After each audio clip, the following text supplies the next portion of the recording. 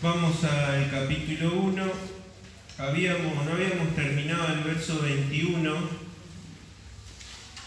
Voy a leer del 19 para entrar en contexto. Por esto, mis amados hermanos, todo hombre sea pronto para oír, tardo para hablar, tardo para irarse, porque la ira del hombre no obra la justicia de Dios. Por lo cual, desechando toda inmundicia y abundancia de malicia, recibid con mansedumbre la palabra implantada, la cual puede salvar vuestras almas. Pero sed hacedores de la palabra y no tan solamente oidores, engañándoos a vosotros mismos. Porque si alguno es oidor de la palabra, pero no hacedor de ella, este es semejante al hombre que considera en un espejo su rostro natural, porque él se considera a sí mismo y se va, y luego olvida cómo era. Mas el que mira atentamente en la perfecta ley, la de la libertad, y persevera en ella, no siendo oidor olvidadizo, sino hacedor de la obra, este será bienaventurado en lo que hace. Bien, hasta ahí nomás la lectura. Habíamos, ya entienden ahora por qué puse ese videito, ¿verdad? Vamos a terminar con lo que habíamos hablado en la clase pasada acerca de, ¿se acuerdan? Hablamos de desechar, habla de sacar esa vestimenta, de dejar lo que traemos una vez que venimos a Cristo, somos nueva criatura en Él, pero hay un proceso, ¿no?, en nosotros que lo hace el Espíritu Santo, que es proceso práctico de santificación. Si bien nosotros ya somos santos en el sentido de que somos apartados, fuimos comprados por Cristo, nuestra vida hasta el día que demos nuestro último aliento es una vida que debe ser de limpieza, Eso es la santificación. Tenemos que dejar trapos de inmundicia, trapos viejos, cosas que pueden ser de nuestro carácter o nuestros hábitos o pecados que nos gustan y no podemos soltar. Eso hablamos en la clase pasada, en resumen. Pero dice, después de la coma, recibir, ¿qué dice? ¿Cómo hay que recibir la palabra implantada? Con mansedumbre. Esa palabra describe la perfecta conquista y control de todo lo que hay en la naturaleza humana, que sería un obstáculo para ver, aprender y obedecer la verdad. También van a ver que en algunas versiones se traduce humildad, ¿sí? Y no hay otra forma de que la palabra de Dios pueda ser poderosa en nosotros si no la recibimos de esta forma. Fíjense que es como un proceso, ¿no? Hay que desechar la inmundicia, desechar la abundancia, dice, de malicia, y ahora sí recibir. ¿Cómo recibimos la palabra implantada? Con mansedumbre. La soberbia, la dureza y el pecado nos hacen cerrados y nada receptivos. Ustedes piensen que la palabra de Dios se puede estudiar de forma académica sin que genere nada también en las personas, y eso lo vemos, ¿no? Hay personas quizás saben de teología más que nosotros, sin embargo no son convertidos, no son nacidos de nuevo. Eso puede pasar.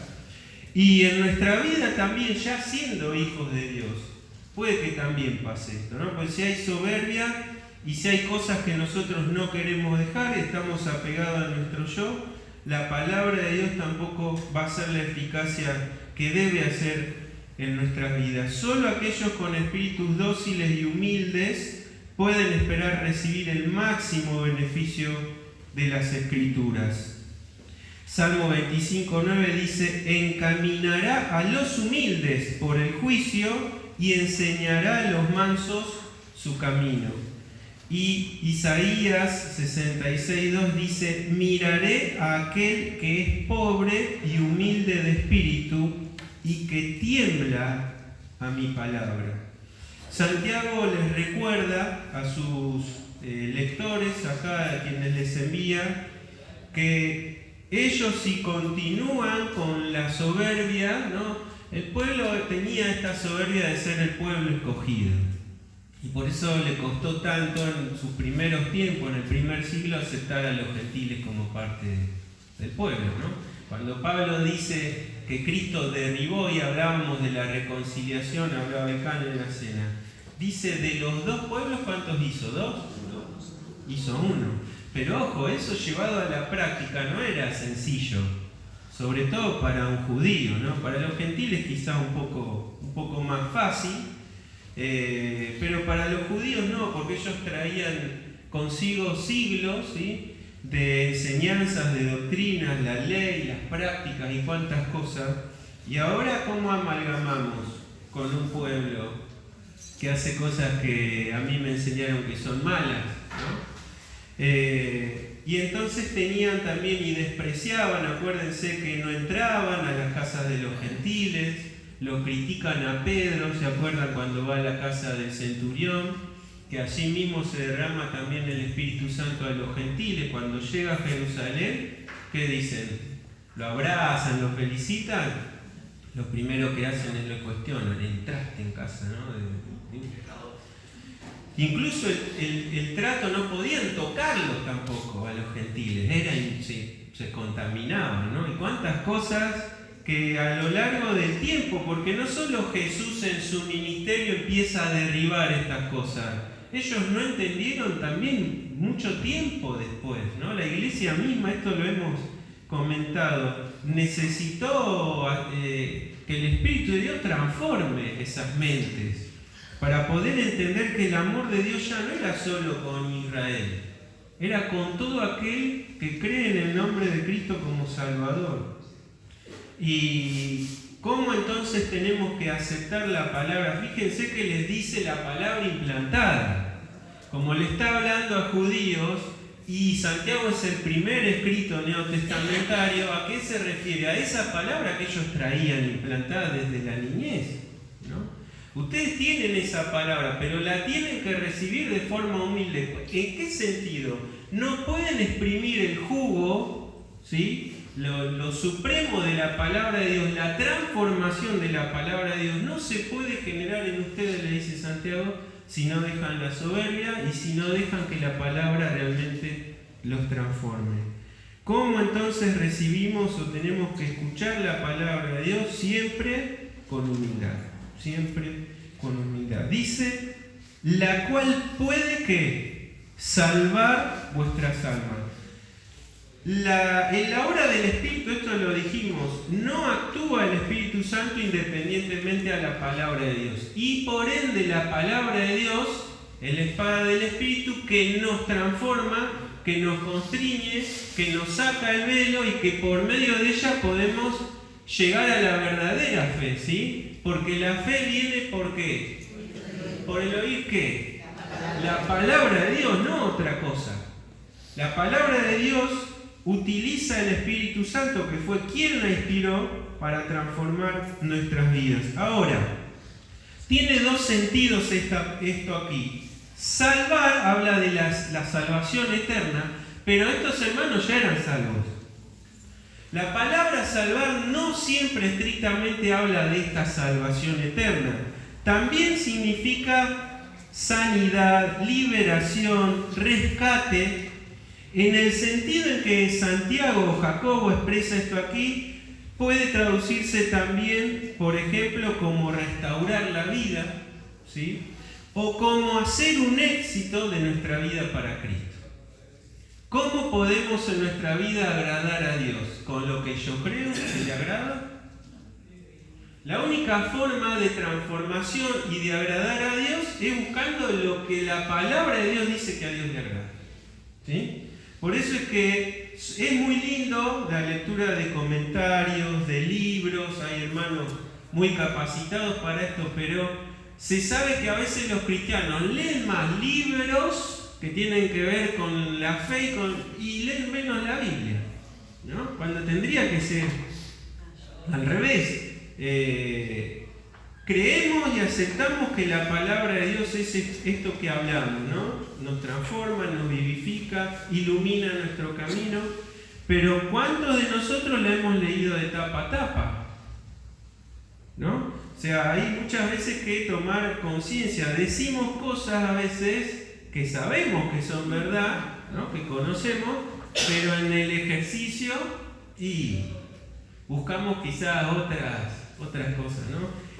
Uno entiende que tiene que haber constancia y perseverancia. Ya vamos a hablar de eso. Entonces, Santiago acá les dice esto: el éxito en sus vidas para Cristo va a depender de cómo reciben la palabra de Dios. ¿Con qué actitud? ¿Sí? Cuando estamos medios alejados y medios apartados, no nos gusta mucho, ¿no?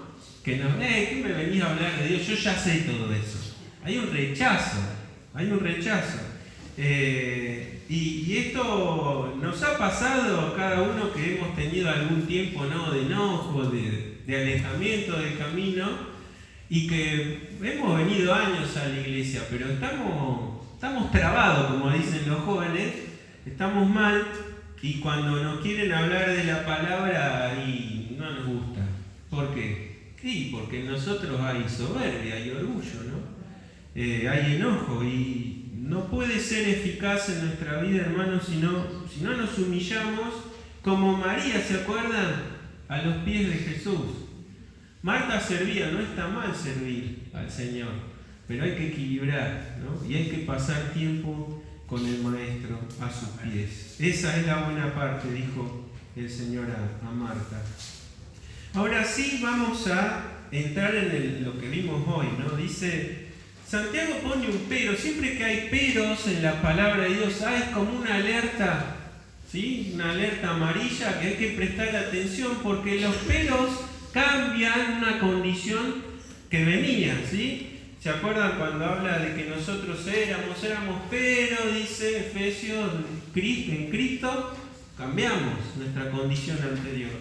Y acá dice y les recuerda, pero sed que hacedores y no tan solamente oidores. Los judíos eran oidores de la palabra de Dios, tenían por hábito ser oidores, les gustaba oír la palabra de Dios. Está bien eso, debe ser así, pero dice, sean hacedores, no sean solamente oidores. ¿Qué dice? Engañándose a ustedes mismos. Ese es el mensaje central de Jacobo, de Santiago. Y ahora hace una metáfora, ¿sí?, que dice, si alguno es oidor de la palabra, pero no hacedor, dice, es semejante al hombre que considera en un espejo su rostro natural. Ojo, ¿cómo eran los espejos de la época? Eran metales que se limpiaban como se podían. Los mejores espejos eran los de los ricos, porque era plata lo que se pulía y entonces daba una mejor imagen, ¿sí? Los pobres ni tendrían espejo, ¿no? Se verían, qué sé yo, en el reflejo del agua, ¿no?, de algún pocillo. Pero lo que significa ahí la palabra, dice considera, ¿no?, significa mirar con detenimiento y cautela, a diferencia de una mirada casual.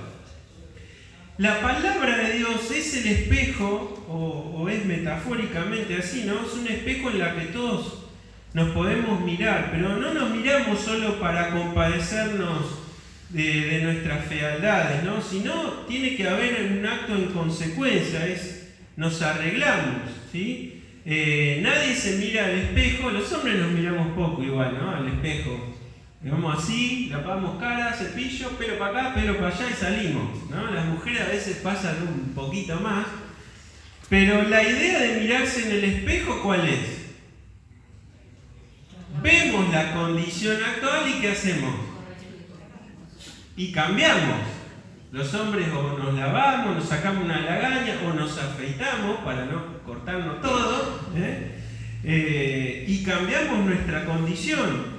Lo que acá dice Santiago, que el que recibe la palabra, la escucha, ¿sí?, pero no hace, es como aquel que se mira así, bueno, estoy medio desgreñido, salgo, sigo, ¿no?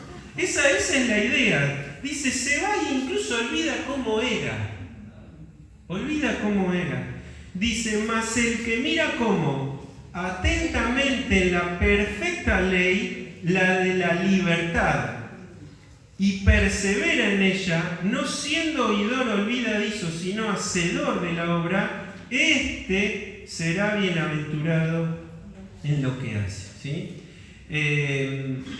Olvida cómo era, ¿no?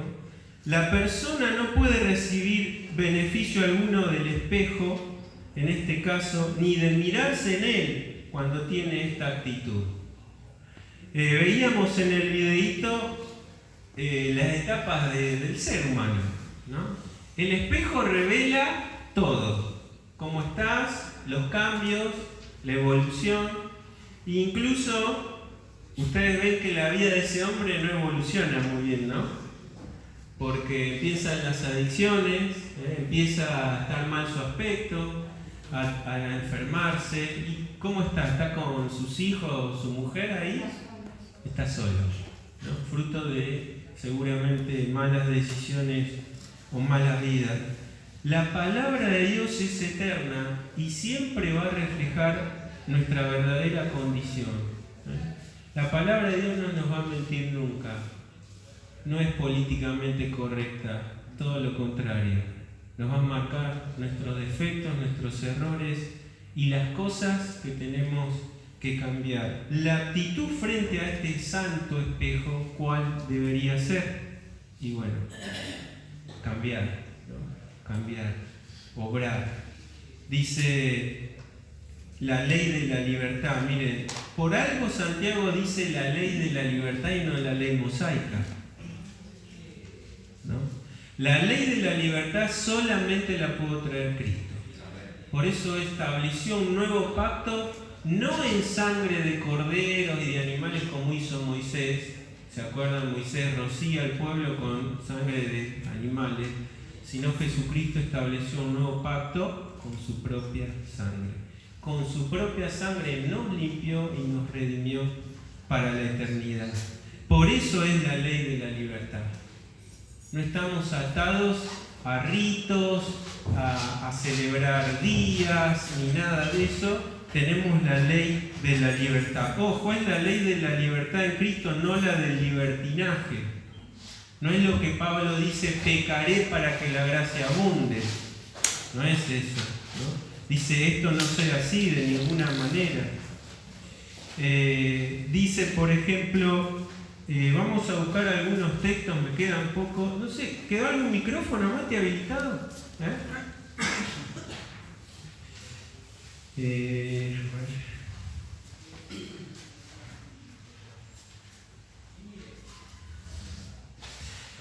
Vamos a buscar. ¿Quiere leer? ¿Tenés video ahí? Búscate. Lucas 4:18. Lucas 4:18. ¿Vos también querés leer? ¿No? ¿Vos? ¿No? ¿Vos? ¿Sí? Bueno. Juan 8:32. Ahí. Juan 8:32 y Juan 8:36. Vos, Romanos 8:2. Les digo de este lado para así el micrófono sigue y no perdemos tiempo, ¿sí? Después la clase que viene la voy a leer a todos ustedes. Romanos 8:2 y 8:21. Ahí atrás, ¿lees? Segunda de Corintios 3:16 y 17. ¿Sí? Vamos a leer hasta ahí porque el tiempo se nos va, ¿sí? Entonces, comenzamos Lucas 4:18. Y el Espíritu del Señor está sobre mí, por cuanto me has ungido para dar buenas y nuevas a los pobres. Me has enviado a sanar a los quebrantados de corazón, a pregonar libertad a los cautivos y vista a los ciegos, a poner en libertad a los oprimidos. Perfecto. Fíjense, esas son palabras acordes al Señor Jesucristo, ¿no? Él solamente pudo traernos libertad. Juan 8:32 y Juan 8:36. Y conoceréis la verdad, y la verdad os hará libre. Y 8:36. Así que si el Hijo os libertare, seréis verdaderamente libres. Perfecto. La libertad, primeramente, es la libertad de ¿qué? ¿Del poder de quién? ¿Cuál es el poder del pecado? ¿Cuál es la paga del pecado? La muerte física, primeramente espiritual, es la separación de Dios. Cuando Adán y Eva pecan, ¿se murieron inmediatamente? Aunque sí, también la paga del pecado es la muerte física, las enfermedades y tantas cosas. Pero lo primero que sucede, ¿qué es? ¿Adán y Eva siguieron tranquilos en ese huerto para ellos? Separación. Impresionante, porque tenían contacto con el Señor Creador, hablaban cara a cara, ¿sí? El pecado separó. Y el pecado separa. Y solamente fíjense lo que leíamos, ¿no? En Cristo Jesús podemos tener libertad. ¿La libertad de qué? De la esclavitud del pecado y la condenación a muerte. Aunque en nuestra vida nosotros cantamos muchas veces, hay libertad, somos libres, pero hay algunos pecados que una piernita la tenemos media encepada a veces, ¿no? Tenemos que ir también cortando ciertas cosas, pero en lo eterno, Cristo nos libertó de ese poder esclavizante del pecado para condenación, ¿eh? Para condenación. Por eso es que no hay religión que nos pueda dar esto. Una religión puede darte quizá una buena moral. Ustedes ven, por ejemplo, personas religiosas y que actúan de forma, incluso a veces acorde a la palabra de Dios. Tienen buenos comportamientos, son respetuosos, obran bien, no mienten. Pero ¿tienen libertad? La libertad solamente la podemos tener en Cristo Jesús. Romanos 8:2 y 8:21. Porque la ley del Espíritu de vida en Cristo Jesús me ha librado de la ley del pecado y de la muerte. Bien, y 8:21. Porque también la creación misma será libertada de la esclavitud, de la corrupción y de la libertad gloriosa, a la libertad gloriosa de los hijos de Dios. Me encanta ese término porque no es cualquier libertad la que gozamos. ¿Qué dice ahí? Una libertad. ¿Por qué es gloriosa nuestra libertad? ¿Por qué es gloriosa nuestra libertad? Exactamente, ¿no? De las glorias magníficas. Y fíjense que incluso compara lo que el mundo sufre, la naturaleza sufre por el pecado, hasta el día que Dios transforme todo eso a la libertad que tenemos gloriosa en Cristo Jesús, ¿no? Nosotros esperamos también la plena libertad. Estamos a veces restringidos a este cuerpo, ¿no? Cualquier dolorcito nos tira en cama y ahí realmente se muestra. A veces nos olvidamos y nos creemos que nos llevamos el mundo por delante y al otro día nos duele algo, ¿no? ¿Y cómo estamos? Y recordamos lo que somos, ¿no? Pero un día hasta nuestro cuerpo también dejará de padecer y será a la forma gloriosa del cuerpo de Cristo. 2 Corintios 3, 16 y 17. Pero cuando se conviertan al Señor, el velo se quitará, porque el Señor es el Espíritu, y donde está el Espíritu del Señor, allí hay libertad. Bueno, ese texto a veces se ha usado de forma mala, ¿no? Para justificar el desorden. No, pero se hace porque dejamos la libertad, como si el espíritu fuera desordenado, ¿no? Habla de la libertad suprema, ¿no? De la libertad que tenemos, que nos da el Espíritu por la palabra de Dios. Nosotros ya no podemos ser engañados a manera de ser vueltos a ser condenados y eso por el mal, porque ya fuimos libres. ¿Y quién nos independizamos solos nosotros? Hubo alguien que nos compró, ¿no? La forma como se compraban los esclavos, ¿se acuerdan? El Señor Jesús nos compró. Somos libres obviamente de todo lo que venimos hablando, pero ahora tenemos a alguien que es nuestro propietario, ¿no? Los apóstoles siempre decían siervos de Cristo, no esclavos de Cristo. Somos propiedad de Él. ¿Y alguien nos puede arrebatar de su mano? Qué glorioso esto, ¿no? Qué glorioso saber que hemos dejado las tinieblas para siempre. Sí, a veces tropezamos, caemos y sufrimos consecuencias de malas decisiones y de pecado. Y bueno, es parte también del aprendizaje, ¿no? El Padre igual siempre nos espera con brazos abiertos, ¿no? Como aquel padre del hijo pródigo. Pero ¿saben qué, hermanos? Nuestra ciudadanía está en los cielos por la gracia de Dios, por su amor. Y por eso podemos decir que en Cristo tenemos verdadera libertad. Verdadera libertad. Por eso no nos cansemos de leer esta ley de la libertad, la ley de Cristo. El tiempo pasó y bueno, hay mucho más para hablar acerca de esto. Vamos a seguir la clase que viene. Mediten, hermanos, mediten en la semana en esto y consideren ser perseverantes con la palabra de Dios. Lean otros libros, comentarios, siempre nutre, pero no dejemos nunca la palabra de Dios, porque el Espíritu actuará en nuestra vida por medio de este espejo poderoso.